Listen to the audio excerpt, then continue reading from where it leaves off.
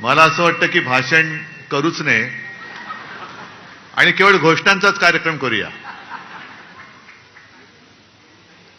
कारण या नुसत्या घोषणा नाही आहेत, तर तो एक त्वेष आहे, उद्वेग आहे, उत्साह आहे, संताप आहे. पण नुसत्या घोषणा देऊन निवडणुका नाही जिंकता येणार. जसं आता हे मिंदे सरकार करतंय, घोषणांचा पाऊस आणि अंमलबजावणीचा दुष्काळ. आपल्याला नुसत्या घोषणा करून नाही चालणार. राजन, तुम्ही सांगितलं, मी दोघांची भाषणं ऐकत होतो आपल्याप्रमाणे. त्याच्या आधीची भाषणं काही मी ऐकू शकलो नाही. राजेजी बोललेत, आणखीन ज्योतिताई तुम्ही बोलल्यात. प्रत्येकाने आपापले विचार मांडले. पण राजन, तुम्ही जे बोललात ते फार महत्वाचं आहे. दुबार मतदार नोंदणी आणि कलेक्टरना सांगून सुद्धा त्यांनी काही केलं नाही. 3 महिने थांबा.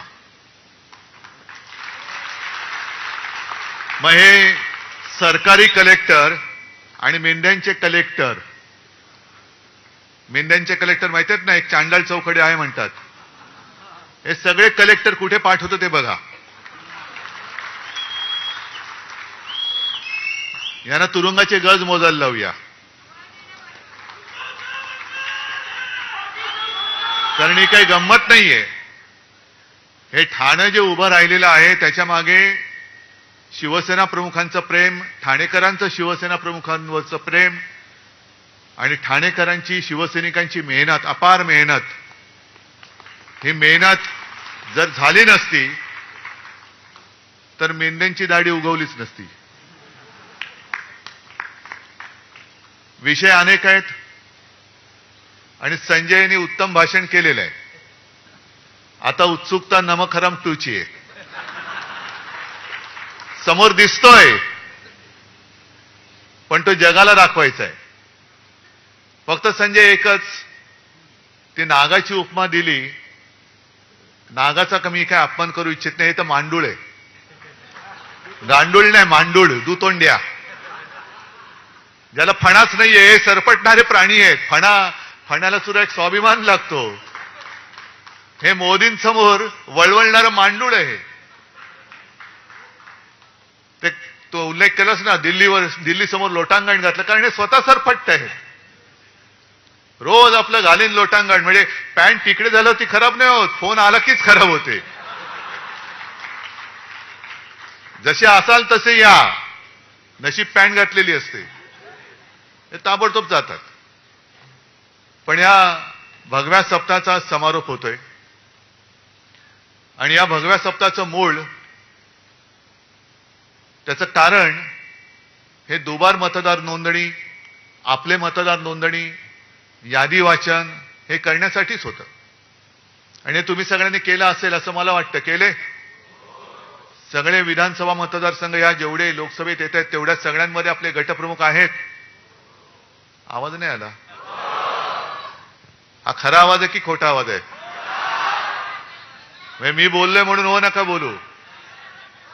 यंत्रणा घट्ट आहे. कारण गेल्याच वेळेला यांनी लबाडी करून हे जिंकलेले आहेत. खरं म्हणजे ठाणेकरांचं मी कौतुक करायला आलेलो आहे. कारण सगळं काही पळवलं. जोर जबरदस्ती, पैशाचं वाटप, एवढं करून सुद्धा 5.25 लाख ठाणेकर आपल्या सोबत निष्ठेने आणि प्रेमाने उभे राहिले. 5.25 लाख. बाजूला आपली वैशालीताई बसलेली आहे, साधी महिला कार्यकर्ती. समोर मिंद्याचं कार्ट, स्वतः मिंदे. तरी सुद्धा या माझ्या कार्यकर्त्या महिलेचा पराभव करायला विश्वगुरूंना आणावं लागलं. ह्या आपला विजय.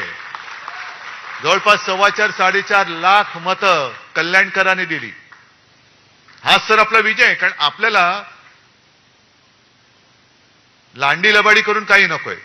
जे काय ते हक्काचं पाहिजे, प्रेमाचं पाहिजे. विकत भाज्या घेता येतात, मतं विकत नकोय आम्हाला. मतं नाही विकत घेत आपण कधी. आणि प्रचंड पैसा ओतून सुद्धा ही एवढी मतं मिळवली, तरी सुद्धा विजय समोर दिसत नाही म्हणून लांड्याला बड्या केल्या. ती मुंबईमध्ये एक आपल्या अमोल कीर्तीकरांची सीट 48 मतांनी पराभव होऊ शकतो आपला मुंबईमध्ये? होऊच शकत नाही. ही चोरलेली सीट आहे. आणि त्याच्यानंतर ज्या 2 निवडणुका झाल्या, एक पदवीधर मतदारसंघ आणि शिक्षक मतदारसंघ, संपूर्ण मुंबई त्याच्यात मतदान करते, पदवीधर आणि शिक्षक.